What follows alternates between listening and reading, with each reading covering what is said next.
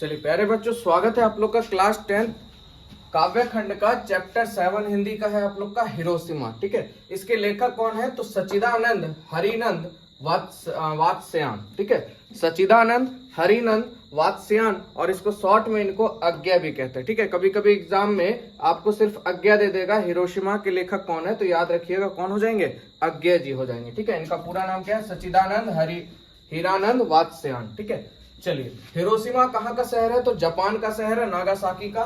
और जापान को उगते हुए सूरज का देश भी कहा जाता है। एग्जाम में ऑब्जेक्टिव में बहुत बार बना हुआ है कि उगता हुआ सूरज का देश किसे कहते हैं तो याद रखिएगा जापान में। और यहीं पे बम गिराया गया था, परमाणु बम, जो अमेरिका के द्वारा।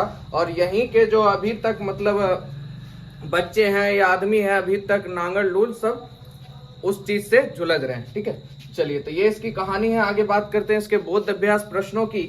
तो पहला क्वेश्चन आपका इसमें आता है, मनुष्य की छायाएं कहाँ और क्यों पड़ी हुई है। मनुष्य की छायाएं कहाँ और क्यों पड़ी है तो देखिए, मनुष्य की छायाएं हिरोशिमा क्षेत्र में पड़ी है। ठीक है, देखने के लिए कहाँ मिलता है, हिरोशिमा के क्षेत्र में। अर्थात मानव की छाया या प्रतीक या चिन्ह कहिए अभी भी देखा जा सकता है। किस प्रकार की बर्बादी, वहां पे त्रासदी वहां मचाया गया। मानव तो भाप बनकर उड़ गए, लेकिन उनकी छाया अभी भी वहां पे मौजूद है। मानव तो खत्म हो गए, पर जो खत्म हुए उनका चिन्ह कहिए या छाया कहिए वो अभी भी वहां मौजूद है। इसी चीज को लेखक ने बताया है।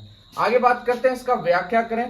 कहता है, काल सूर्य के रथ के पहियों के ज्यों आरे झट कर बिखर गए हों दसों दिशा में। ठीक है, काल सूर्य के रथ के पहियों के ज्यों आरे झट कर बिखर गए हों दसों दिशा में। इसका व्याख्या क्या है तो देखिए, प्रस्तुत पद्यांश आज्ञा द्वारा रचित हिरोशिमा से लिया गया है। किनके द्वारा, आज्ञा द्वारा। इनका पूरा नाम क्या है, सच्चिदानंद हीरानंद वात्स्यायन। ठीक है, काल सूर्य दसों दिशा में, अर्थात यानी इस पंक्ति का जो अर्थ है उसको बताया जा रहा है।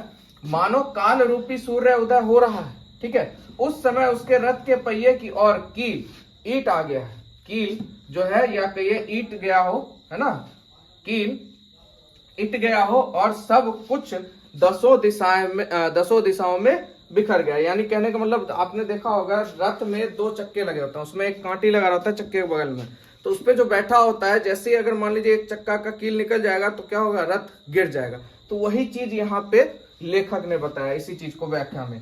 बिखर गया अर्थात विकासशील जापान, जो कभी उगते हुए सूर्य का देश कहा जाता था, सब तितर बितर वहां पे हो गया। ठीक है, तो चलिए जापान की कहानी थी। मिलते हैं आप लोग से नेक्स्ट वीडियो में। इसमें बस आप लोग का इतना क्वेश्चन से महत्वपूर्ण है, और एक बार खाली आप किताब पढ़ लीजिए, बाकी खेल खत्म है। चलिए, जय हिंद, जय भारत।